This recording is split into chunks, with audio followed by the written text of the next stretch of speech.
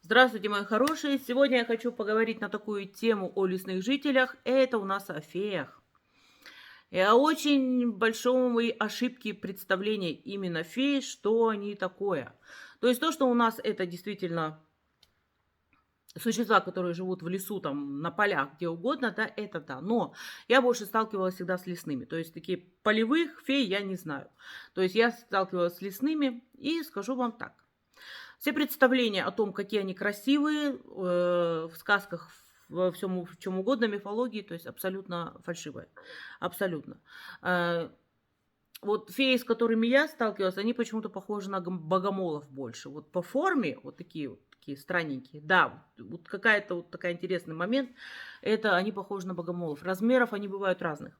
Кстати, очень часто путают фею и лесных духов. То есть очень часто путают. Поэтому считается, лесной дух, он немного другой. Там есть красота, там есть чувство энергии, вот это вот, и оно более такое мягкое, красивое и все остальное. Вот, а феи, они немножко другие, они жесткие, то есть они очень обманчивые, они очень хитрые. Добрых фей не бывают. Они могут завести так, что мало не покажется. Довольно негативные существа, то есть они агрессивные.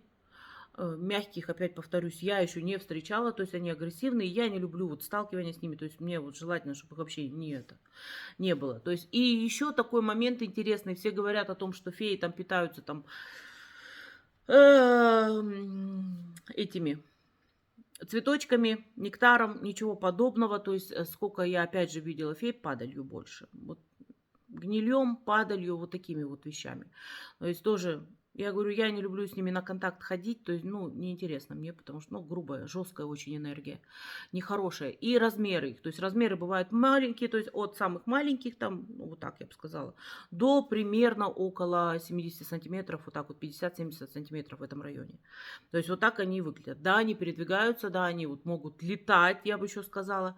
Если прислушаться к лесу, кстати, если вы бываете в пустынном таком лесу, когда, не слышно там ничего, там где-то птички только все, там можно услышать действительно вот это вот стрекотание, то есть стрекотание именно фей. Они не говорят языком, то есть как мы разговариваем. Нет, то есть там голосовых никаких нету.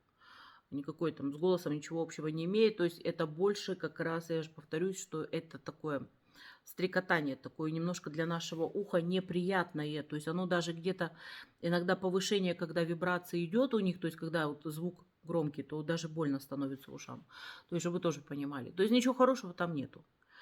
Поэтому все, что в сказках написано, пускай оно останется в сказках, и пускай мы верим в эти сказки, и что это красиво, и там колокольчик, звонок, то есть, но сталкивание с ними, оно ничего приятного, ничего хорошего не приводит, потому что они могут заводить точно так же, как леший в лес, но если с лешим можно разговаривать, договариваться, то эти ребятки уводят достаточно далеко. Кстати, еще феи сами по себе не водятся в глубоких таких мрачных, вот таких, таким, не знаю, в тайге глубокой. Там они не водятся, то есть это там уже потому что другие существа совершенно идут, то есть другой народ. А они больше там, где есть люди, где все-таки люди ходят и где есть какая-то определенная энергия, потому что пропитка энергии у них тоже бывает, то есть они тоже любят это подкачать. Короче, вот, наверное, феи для меня относятся больше к паразитам. Вот я вам честно говорю, я не знаю почему, но я так на них смотрю больше как на народ, который немножко такой агрессивный, хитрый и где-то даже паразиты. Плюс у них есть обязательно своя иерархия, то есть тоже это есть, то есть там абсолютно разумные народы, у них другие вибрации, опять же, повторюсь, другое развитие, у них другая там среда, раса и все остальное. Но они, ну, тяжелые, то есть для нас нежелательно сталкиваться с ними. То есть ни в коем случае. И нектаром никто не кормится там, цветочным. Так что вот так. То есть это я коротенько рассказала о том, что, опять же, рассказываю всегда только то, что, с чем я сталкиваюсь, да, что мне интересно когда-то было, когда я залазила в такие истории интересные, когда я просматривала все это, да, и также, ну, общалась. То есть лесные знают, что это такое, лесные с этим сталкиваются достаточно много, то есть лесные я имею в виду те, кто работает в лесу. Итак, мои дорогие, на этом все. Подписывайтесь на мой канал, жмите на колокольчик, будут выходить еще видео, которые, возможно, вам будут интересны. До свидания, ваша Лилия Нор.